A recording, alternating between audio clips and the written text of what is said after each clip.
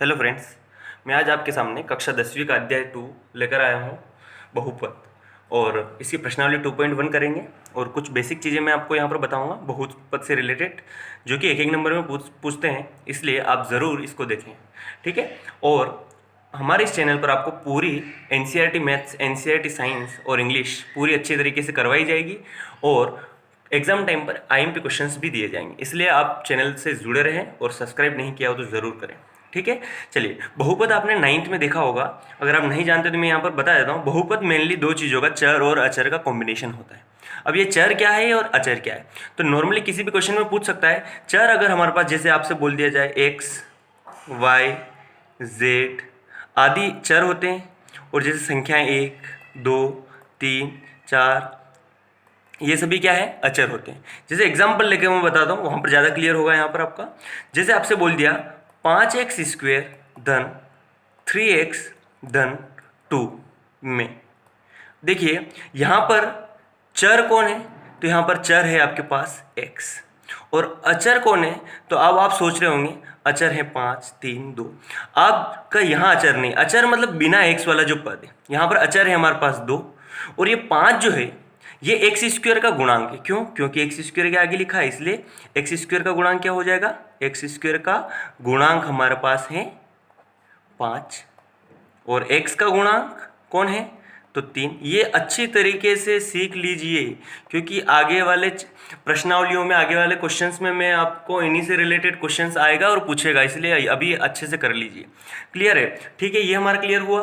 तो चर और अचर आपको समझ में आया, पहली चीज। अब बहुपद किस किस प्रकार के होते हैं, ठीक है, इसके बारे में अपन थोड़ा सा देख लेते हैं। ये तो चर और अचर के बारे में जानकारी हुई आपको, क्लियर है?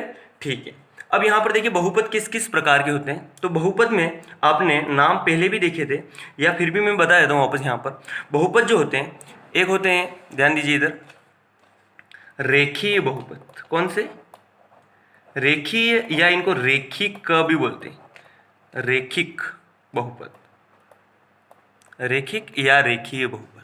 ठीक है, एक ये होते हैं। दूसरा द्विघातीय बहुपद। तीसरा त्रिघातीय बहुपद। आप मेनली यहाँ तक पढ़ेंगे, ठीक है, इसलिए यहीं तक लिख लेते अपन और आगे भी चलता है। अब देखो यहाँ पर नाम से पता चल रहा है, द्विघातीय, जिस बहुपद की घात 2 हो उस बहुपद को बोलेंगे क्या, द्विघातीय बहुपद, जिसकी घात कितनी हो, 2 हो।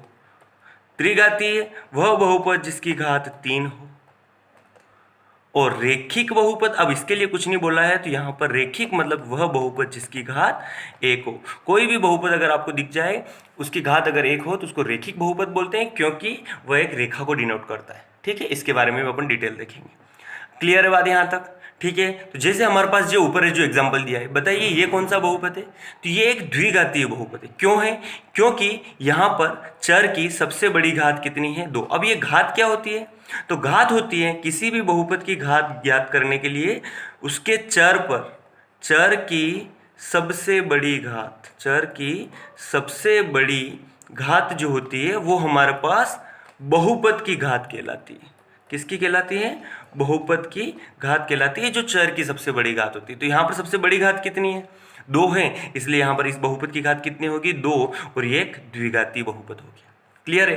तो रेखिक बहुपद का मैं एग्जाम्पल लेकर बता देता हूँ। ठीक है, रेखिक बहुपद का एग्जाम्पल क्या है, जैसे आपसे बोल दिया x+3, एग्जाम्पल ये किसका है, तो ये रेखिक बहुपद का है। किसका है? रेखिक बहुपद, रेखिक बहुपद का ये एग्जाम्पल है। ठीक है, जैसे आपसे बोल दिया x³ + 5x - 9, कुछ भी बोल दिया, तो ये क्या है, देखिए यहाँ पर 3 घात है, इसलिए ये त्रिघातीय बहुपद है। क्या है? त्रिघातीय बहुपद है, क्योंकि यहाँ पर सबसे बड़ी घात 3 दे रखी। और ज़रूरी नहीं आपका हर एक बहुपद x में ही बने, किसी में भी बन सकता है, वो p में भी बन सकता है, t में भी बन सकता है। जैसे t² - 3 आ गया, आगे ऐसे क्वेश्चन आने वाला है t² - 3 से रिलेटेड। t² - 3 आ गया, तो ये क्या है? द्विघातीय बहुपद, द्विघातीय बहुपद, क्योंकि इसकी घात 2 है। एक तो घात से रिलेट करके बहुपद पूछ लेता है और एक पद से रिलेट करके बहुपद पूछ लेता है। तो बताइए ये कितने पदीय बहुपद है। तो एक और बात है, इसके कितने पद दिख रहे हैं आपको? 2। तो ये एक द्विपदीय बहुपद है। क्या है? द्विपदीय बहुपद है, क्योंकि इसके 2 पद है। देखिए यहाँ पर कितना दिख रहा है? 3 दिख रहा है, तो त्रिपदीय बहुपद। ये सभी आप 9th में सीख चुके हैं, त्रिपदीय बहुपद। और अगर आपको नहीं पता है तो इसलिए मैं यहाँ पर बता रहा हूँ। और यहाँ पर देखिए घात कितनी? 2 है, लेकिन घात से कोई मतलब नहीं। कितने पद है? 2 है। तो ये हमारे पास क्या है? द्विपदीय बहुपद है। द्विपदीय बहुपद है। ठीक है। और बहुपद के बारे में डिटेल जाननी है तो आप 9th वाला वीडियो जरूर देखें, ठीक है, प्लेलिस्ट में जाकर। तो वहाँ पर और बेसिक आपको बहुपद का पता चल जाएगा कि कौन सा बहुपद होता है, कौन सा बहुपद नहीं होता है। आपने 9th में सीखा होगा, जैसे आपसे बोल दिया √x + 5, ये बहुपद नहीं होता है क्योंकि x के ऊपर रूट लगा है। लेकिन x + √5 ये बहुपद होता है क्योंकि x पर नहीं लगाया रूट। मतलब x की जो घात है वो हमेशा धनात्मक होनी चाहिए, पॉजिटिव इंटीजर होना चाहिए, पॉजिटिव पूर्णांक होना चाहिए। ये हमारा कारण था बहुपद का। क्लियर हुआ यहाँ तक बहुपद के बारे में जानकारी आपकी? और बहुपद के बारे में अगर पूछेगा तो बता पाएंगे आप कि नहीं बता पाएंगे? बिल्कुल सही बात, आराम से बता पाएंगे, नो टेंशन वाली बात है। नेक्स्ट अपन देखते हैं, चलिए यहाँ पर अब बहुपद का शून्यक पूछता है हमसे। क्वेश्चन नॉर्मली आता है बहुपद के शून्यक। देखिए यहाँ पर अपन ज़्यादा डीप में नहीं जाएंगे। बहुपद के शून्यक के लिए मैं नेक्स्ट प्रश्नावली में बताऊंगा। मैं यहाँ पर केवल आपको प्रश्नावली 2.1 करवा कर बता देता हूँ। 2.1 प्रश्नावली जैसे कि आपको दिख रहा है यहाँ पर, प्रश्नावली 2.1 ये एनसीईआरटी की 2.1 प्रश्नावली है। देखिए इसमें क्या पूछा है? किसी बहुपद px, ये जरूर देखने लायक बात है, किसी बहुपद px के लिए y = px का ग्राफ ये नीचे दिया है। 6 क्वेश्चन दिए हैं। 2.10 जो है इसका आकृति नंबर है। प्रत्येक स्थिति में px के शून्यकों की संख्या। अब ये शून्यक क्या होते हैं? शून्यक मतलब बहुपद का वह मान, x का वह मान, बहुपद में x का वह मान जिसके लिए वो शून्य हो जाए। ठीक है, ठीक है। जैसे मैं यहाँ पर एग्जांपल लेकर बता देता हूँ मैं आपको। जैसे आपसे बोल दिया x + 5 एक बहुपद है, तो इसका शून्यक निकालने के लिए कुछ नहीं करना है, x की जगह ऐसा क्या रखा जाए ताकि ये शून्य हो जाए। तो इसके बराबर में 0 करेंगे। x की जगह आप अगर -5 रखते हैं, 5 इधर आएगा तो -5 हो जाएगा। तो ये इसका शून्यक होता है। यहाँ ये नहीं पूछा है, यहाँ केवल आपका 1 नंबर में क्वेश्चन आ जाएगा और ये ग्राफ दे देगा और पूछ लेगा कितने शून्यक है। और 2 नंबर में भी पूछता है, पिछली बार तो 2 नंबर में पूछा गया था। इसलिए देखिए कितना आसान है। मैं आपको बहुत ही आसान तरीका बता देता हूँ यहाँ पर इसको करने का। देखिए अगर आपके पास px दिया है, y = px दिया है, तो आपको देखिए इन लाइनों पर नहीं जाना है। ये लाइनें तो सभी में कॉमन है, ये x अक्ष है, ये y अक्ष है, ये x अक्ष है, ये y अक्ष, इनसे कोई मतलब नहीं। अब जो इसके अलावा जो चीज़ है उस पर ध्यान दीजिए, ठीक है। ये जो ग्राफ जा रहे हैं इन पर ध्यान दीजिए। तो देखिए px अगर दिया है तो आपको देखना है ये x अक्ष पर कितनी जगह काट रहा है। देखिए ये x अक्ष पर कितनी जगह काट रहा है? एक भी जगह नहीं काट रहा है क्योंकि ये x अक्ष यहाँ है और इसके समांतर है।